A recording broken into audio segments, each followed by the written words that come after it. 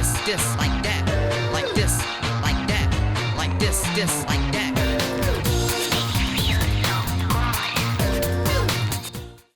Eh bien, bonjour tout le monde, on se retrouve pour une toute nouvelle vidéo de No Limits 2 et on est dans un environnement assez particulier, voire même complètement déroutant quand on regarde... Oh putain, il y a un train qui passe, d'accord. La saison de Noël est bien terminée et on reprend comme ça, bam, sur un épisode avec justement une ambiance de Noël. Alors ça fait très perturbant, je vous l'accorde, mais bon, il fait tellement froid en ce moment que bon, finalement, on n'est pas si déconnecté ça de la réalité. Hein, on pourrait très bien dire que Noël c'est maintenant tellement il fait encore froid. Mais bref, alors, on va découvrir cette magnifique map, hein, avec ce coaster, ma foi, assez original et assez particulier. Je pense qu'on va y passer clairement pas mal de temps dessus. Alors j'ai l'impression, vous savez, ça me fait penser clairement à Mario Kart, vous savez. On a toujours une map où vous avez l'impression d'être un géant. Je sais plus dans quelle map c'est. Ou même dans Micro Machine, voilà, c'est ce petit jeu vidéo exactement où on a vraiment l'impression d'être... déjà une toute petite voiture téléguidée. J'adorais ce jeu, mais putain, ça fait tellement longtemps que j'ai pas joué à ce jeu. Et j'adorais le principe du fait que... si vous voulez, notre victoire et notre défaite dépendait du nombre de notre victoire de notre défaite. En fait, il fallait avoir un certain écart de défaite, ou en tout cas d'hors course, pour pouvoir gagner. Je sais pas si j'étais complètement clair, mais ceux qui ont déjà joué à Micro Machine ont sans doute déjà doivent comprendre ce que je suis en train de raconter. Bref, on va donc aller voir ce que donne cette magnifique création. On est comme ça devant un beau village et devant un magnifique train qui se déhanche face à sa merveilleuse piste. On va aller voir ce que ça donne. Alors, où se trouve l'entrée de ce merveilleux monde? C'est juste ici. Alors, visiblement, on a affaire à un Bob Slick Coaster Garslower. Alors, on va se mettre tout à l'heure en mode, comment dire, en mode vue globale, parce que clairement, par contre, c'est assez déroutant, en fait, comment il a fait son environnement. J'aurais peut-être préféré, alors, on va peut-être voir après comment ça se donne, mais en tout cas, ça fout un petit peu la gerbe, en fait, d'avoir un fond comme ça. Je pense qu'il a calqué un fond, si vous voulez, comment dire... comme n'importe quelle map No Limits 2, mais il a vraiment mis en fond, il a pas mis en tant que décor réel, si vous voulez. Voilà, c'est comme si c'était une image de fond en fait. Et on a l'impression que voilà, le stitching est en fait pas très bon niveau visuel. Donc franchement, il y a un petit point à revoir là-dessus, c'est dommage parce qu'il y a plein de bonnes idées comme ça. Mettre un coaster en mode, vous savez, diorama. Oh purée! Mais oui, mais c'est clairement, vous savez, les petits artefacts que vous pouvez retrouver dans Mario Kart par exemple. Enfin, je dis Mario Kart, mais quand je parle d'artefacts, il y en a plein dans beaucoup de jeux. Et voilà, ça me fait penser à un petit jeu vidéo, vous savez, où vous devez récupérer, je sais pas, vos petits cadeaux. Moi, ça me fait kiffer, j'adore ce petit environnement. C'est ultra déroutant, en tout cas, on dirait un petit train électrique en mode diorama, ou un petit environnement, vous savez, comme on retrouve notamment sur les crèches de Noël. Moi, je trouve ça super cool. Je trouve ça super cool, c'est une très belle idée, c'est original. Par contre, on se retrouve dans un environnement dont je sais pas trop où on se trouve. Ok, la station est ici, mais je pense que je me suis complètement... Ah putain, mais en fait, il n'existe pas du tout de station. En fait, c'est juste un coaster, vous savez, pour le kiff, en mode décoration. C'est le truc. Il a vraiment pas fait une belle file d'attente, il a vraiment fait ça en mode, écoutez, c'est un diorama, il est allé jusqu'au bout, quoi. Il n'est pas allé en mode, écoutez, c'est un parc. Bon, c'est un petit peu dommage quand même, parce que j'aurais aimé quand même avoir un accès, une file d'attente, une entrée, une sortie. Pourquoi pas un parc complet avec des boutiques, un point photo, vous savez, ce genre de truc. Ça aurait été clairement plus sympa. Et ensuite avoir un environnement effectivement dans une énorme chambre pour faire style. Voilà, on est dans un tout petit environnement. Par contre, voilà, on va se prendre le cadeau dans la gueule. Voilà, bon, malheureusement c'est comme ça. Mais je pense qu'en fait le coaster a été juste fait pour être regardé de loin. Bon, là par contre on risque de se fâcher un petit peu parce que là on a affaire à un lift vertical. Vous savez que Garslow est très friand de ces lifts verticales. On les retrouve notamment sur les Infinity Garslower et surtout sur les Eurofighter de chez Garslower. Mais là par contre sur les Bobstick Coasters ça n'existe tout simplement pas. Et surtout au niveau des lap bars, là, ça n'irait certainement pas. Voilà, par contre voilà, on voit bien que c'est un décor, hein. Enfin que c'est pas un décor mais que c'est une toile de fond, hein, avec notamment ce petit élément de décor qui n'est pas collé au plafond. En ayant un vrai décor avec un vrai objet, une vraie scenery, un vrai poops, on n'aurait pas eu ce problème. Ce qui est un petit peu dommage. Je pense que vous devez comprendre exactement quel problème je parle au niveau du stitching. Ouais, par contre, oh putain, que ça fout la gerbe. Oh, que ça fout la gerbe! Là, sans doute, vous êtes en train de dégueuler comme ça dans votre canapé si vous êtes dans votre canapé, sur votre table de salle à manger si vous êtes sur votre table de salle à manger. Bref, je vais pas faire tout le listing. Mais waouh, ça fout la gerbe, hein! Alors pourquoi avoir mis des petits supports comme ça en mode un petit peu dangereux, vous savez? Ça fait très usine. Pourquoi pas? En fait, il y a beaucoup de bonnes idées là-dedans. Je vous avoue, le fait de faire un environnement comme ça, en mode chambre d'enfant, ou en mode tout simplement environnement de salon. C'est super cool, super sympa. Mais c'est dommage qu'il n'ait pas allé jusqu'au bout de son délire. C'est clairement dommage, en effet, entrée, sortie, hein, comme je vous l'ai dit tout à l'heure, je vais pas vous refaire l'énumération de tout ce qui manque là-dedans. Après, voilà, les petits artefacts, c'est pas si dérangeant que ça. Alors peut-être prendre... Ah, voilà. Voilà, tout s'explique, c'est cette magnifique boule de Noël. Je me disais bien, hein, quand même, on est quand même quelque part. Donc tout s'explique très solennellement. Alors sans doute que je le mettrai, enfin je vais le mettre en miniature de cette vidéo, mais je vous avoue que j'ai pas eu cette prise de recul. Alors peut-être que vous l'avez eu vous en ayant comment dire, la miniature de cette vidéo. Mais ouais, j'avais pas encore pris ce recul. Et effectivement, ça prend tout son sens. Ouais, donc c'est clairement un petit diorama, une petite boule de Noël. Une petite boule à neige plutôt, voilà. Oh, je trouve ça super cool, super joli. C'est très imaginaire, très imaginatif. Mais moi, j'aurais peut-être aimé quand même avoir cette surprise d'avoir, comment dire, un vrai parc dans cette boule de Noël. Et après, en prenant ce recul, voilà, qu'on voit cette boule et qu'on ait cette surprise que finalement on soit dans ce genre d'environnement. Moi, je trouve ça super cool, je trouve ça super sympa. En plus, tout est quasiment à l'échelle, en tout cas du point de vue de l'extérieur. Super cool. Ah oui, d'accord, ok, le plancher va vraiment pas jusqu'au bout. Vous voyez, donc je pense que le plancher est un vrai sceneries, en tout cas un vrai poops. Et derrière, vous savez, voilà, le background. Le background, voilà, voilà, faut pas aller trop loin non plus. Voilà, bon, c'était une super création. Bon, après, le coaster, on va pas vraiment le juger en tant que tel parce que très honnêtement, ce serait complètement inutile parce qu'on sait très bien que ce coaster est fait pour être dans une boule de Noël. Ah, putain, on a même le reflet et tout, c'est super bien fait. Clairement, c'est super bien fait cette petite boule. Voilà, c'est clairement un coaster très imaginaire, hein. Je ne vois clairement pas ça en plus des doubles, comment dire, des doubles wagonnets de Bobsy Coaster à Garslow. Ça n'existe pas, ça n'a jamais existé. Peut-être que ça existera un jour si un parc demande un coaster à haut débit chez Garslow. Mais j'ai jamais vu de gros parcs renommés, hein, j'entends bien, commander des Garslowers. Il y a peut-être une raison, vous allez me dire.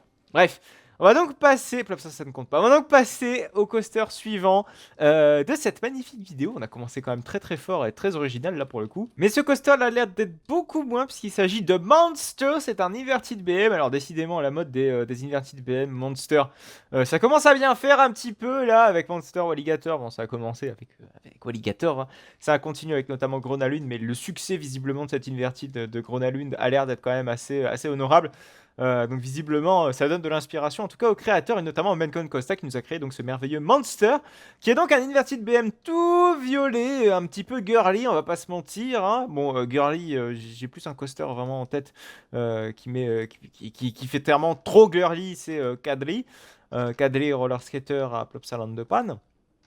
Mais là, on a l'air d'être quand même dans moins girly, hein, hormis ses couleurs. Enfin, je veux dire, la couleur ne veut rien dire, hein. C'est comme vous savez, Banshee à Kings Island. Putain, si je dis une connerie, honte à moi. À Kings Island, qui lui possède des rails. Vous savez, des rails qui tirent vers le rose violet et qui est plutôt joli, qui n'est pas du tout dans un thème girly. Voilà. Donc, Monster, on va aller donc le tester. Son entrée doit être là-bas. On va peut-être aller voir. Oh, putain, mais visiblement, je sais pas. Voilà, il y a 46 000 entrées. Ok, des lasers et tout. Pourquoi pas cette file d'attente est peut-être beaucoup trop large. Donc on va aller skipper tout ça. Par contre, cette invertide a l'air quand même d'être extrêmement grand et d'être extrêmement long. On va donc aller juger tout ça tranquillement, histoire de dire un petit peu ce qu'on en pense. Ouais, on va carrément skipper The Line parce que The Line is very, very, very horrible. Ok, il n'y a que deux trains visiblement. Un train sur le lift et un train sur la Yante. On va attendre que le second train arrive en station pour pouvoir essayer d'embarquer, pour pouvoir un petit peu profiter de notre merveilleuse inverted BM au niveau de ses sensations. C'est donc parti. Bon, par contre, ouais, les courbes font très penser. Par contre, ça me paraît extrêmement large parfois. Ouais, ça me paraît quand même trop large, hein, quand même. Je sais bien que BM fait des courbes assez larges, mais généralement, les inverted BM, ils essaient quand même de faire des choses assez tricky. Oh là, carrément, une Earthline Roll, c'est extrêmement rare sur les inverted BM. Je crois qu'il n'y a qu'un inverted BM qui possède ce genre d'Earthline Roll. Ah, il traîne du cul, hein, ton inverted, mon cher Mencon. Mais bon, ce n'est que du visuel, peut-être qu'il sera super punchy en on-ride, hein. Sait-on jamais. Visiblement, il a fait un environnement de parc relativement simpliste, hein, comme il nous a l'habitude de faire. On a une petite grange assez rosâtre. Un petit environnement, une petite enseigne Monster avec 2-3 petits lasers à droite et à gauche, des petits bancs, des petites tables, des petites chaises. C'est relativement modeste, voilà, si je puis dire. On peut voir ça notamment dans beaucoup de parcs américains. Mais c'est parti. On va donc embarquer, on va pouvoir enfin tester Monster. Voilà, on blablate beaucoup, mine de rien, mais c'est parce qu'on doit attendre ce merveilleux train qui essaie de nous dispatcher. Bon, on va skipper et on va directement se mettre dans les sièges de Senfiti Inverted BM. Bon, à différence près que Banshee, lui, possède quand même non pas des trains classiques Inverted BM, mais possède des trains particuliers. Je crois que c'est le seul Inverted à posséder justement ces vestes souples. Parc Astérix a demandé à ne pas avoir ces vestes souples pour le plus grand bonheur. Donc comme quoi BM est encore en capacité de faire des harnais globalement classiques. Et même Baron, Baron à Efteling qui n'a pas les vestes souples. C'est vrai que ça devient de plus en plus rare les BM qui ne possèdent plus de harnais classiques. Et je sais que c'est carrément meilleur que les harnais à vestes souples. Moi je déteste ça, très honnêtement. Moi c'est vrai qu'on m'a fait remarquer dans un des commentaires d'arrêter de raconter ma vie. Mais c'est vrai que parfois dans des coasters où il n'y a pas grand chose à dire, notamment comme celui-ci, je digresse quand même assez vite. Et c'est vrai que cette série est un petit peu fait pour ça aussi, c'est de dire, enfin de comparer un petit peu avec tel ou tel coaster de la réalité pour essayer de voir si ça colle ou pas à la réalité. Voilà. Bon. Le coaster précédent était assez particulier parce que vraiment on était dans quelque chose de très imaginaire. Là, au contraire, on est quelque chose qui s'inspire de la réalité. C'est toujours bon de citer des exemples de la réalité. Et Banshee en est un bel exemple. En tout cas, voilà, dans ses couleurs, dans son esprit, il me fait penser à ça. Même si la drop me fait clairement pencher plutôt à Alpengeist, à Busch Gardens ou Williamsburg. Voilà. Alpengeist qui, je rappelle, le gros inverted BM de Busch Gardens Williamsburg. Aux États-Unis. Donc c'est parti pour le petit dive loop, ce qui est très rare les dive loops chez les inverted BM. D'ailleurs, OGS en était le premier à en posséder un. Il n'y a plus eu énormément d'inverted après Osiris. Hein. Je crois qu'on a eu un inverted. Déjà, on a eu Monster. Mais après, entre deux, on n'a pas eu grand chose à part Banshee, pareil. Mais vraiment, BM, c'est très assagi au niveau de ses inverted. Alors peut-être que le produit n'a plus autant de succès qu'il n'a auparavant. Mais j'ai l'impression que Vekoma commence à voler un petit peu le succès des inverted BM. Après, le gros avantage d'un inverted BM, bon, même si Vekoma a toujours la fiabilité qu'a BM, c'est que BM, déjà, niveau pièces détachées, c'est beaucoup plus intéressant. BM produit, enfin, on va dire que les harnais chez BM, c'est tous les mêmes quasiment. Bon, c'est vrai que là, je vous donne pas le même exemple, mais en tout cas, les roues BM, si vous voulez, ils les vendent en lot. Enfin, pas en lot, mais vraiment en grande quantité. Puisque tous leurs roues, en fait, c'est exactement les mêmes pour n'importe quel coaster. Alors, je suis peut-être pas à ma grande certitude sur ça, mais je pense aux sièges.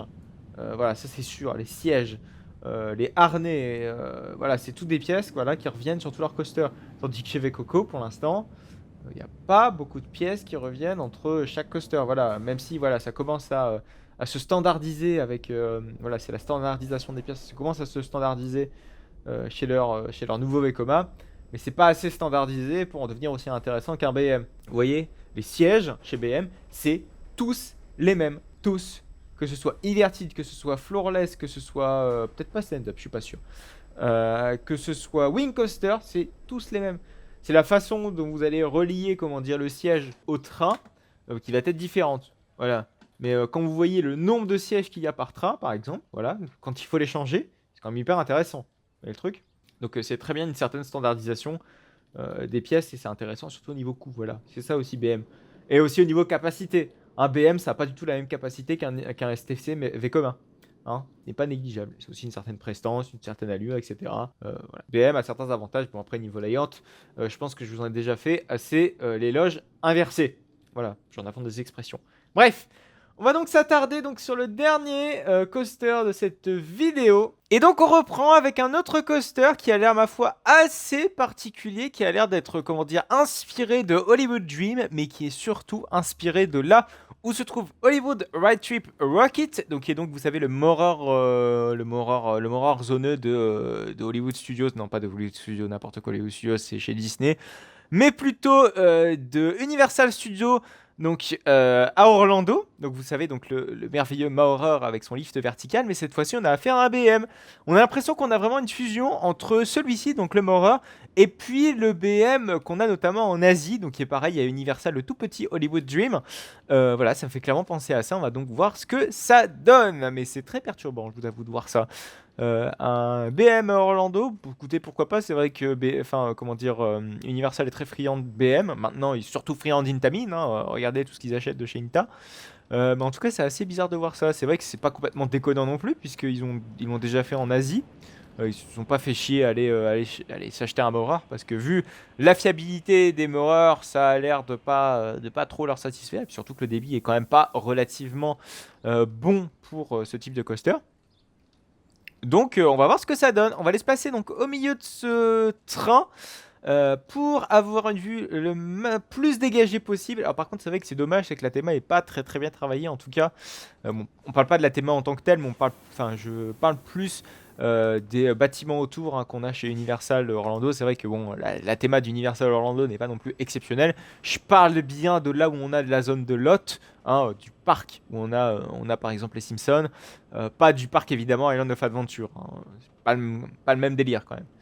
En tout cas, en termes d'approche de parc. Hein, on reste plus comme, comment dire, Walt Disney Studios, mais en mieux, quoi. Enfin, je pense que vous m'avez compris dans ce que je voulais t'exprimer. Voilà, donc c'est parti pour cette merveilleuse drop. Donc on n'a pas une drop verticale, ça c'est bien.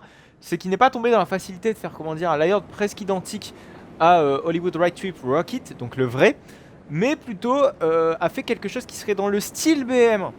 Et là, c'est plutôt cool. C'est même plutôt sympa. Ça me fait même penser à beaucoup de giga coasters, de giga coasters, comme diraient nos amis américains ou anglo-saxons, de giga coasters de la firme Helvet. Là, pas du tout. Enfin, on a des éléments qui le reprennent. Ah, par contre, oui. Bon, par contre, la zone de frein est clairement placée comme Hollywood Ride Trip Rocket, en tout cas le vrai. Et on a un saxophone qui est pareil, un élément qui est propre à Hollywood Ride Trip Rocket. Il arrive juste après cette zone de frein. Par contre, c'est un petit peu dommage qu'on poireaute comme ça sur la zone de frein. C'est clairement dommage. Je sais pas quel train. Ah oui, je pense qu'il y a une zone de frein là qui n'est pas dégagée en bas. C'est dommage qu'il n'ait pas un dispatch beaucoup plus efficace. Ça aurait pu au moins dégager un petit peu cette zone plus vite et on aurait pu ne pas avoir d'arrêt. Bon, visiblement, l'arrêt a l'air quand même d'être assez long. Et ouais, je pense qu'il aurait juste fallu en fait diminuer comment dire, l'embarquement et le débarquement, le temps d'embarquement et de débarquement du coaster. C'est un petit peu dommage, c'est dommage qu'il n'y ait pas pensé. Ah oui, en plus ça met du temps, j'ai l'impression qu'on rame carrément pour essayer de sortir de cette zone de frein. C'est un petit peu dommage tout ça. Allez, c'est parti, on va essayer de dropper tranquillement vers ce coaster, en tout cas vers l'élément qui est le saxophone. Putain, on a le temps de le voir ce saxophone. Hein. Oh, is. Oh, is. Ah oui, avec la spline vraiment très épaisse de chez BM qu'on va voir juste après. Hollywood Dream a carrément, je pense, le coaster à avoir la spline la plus épaisse.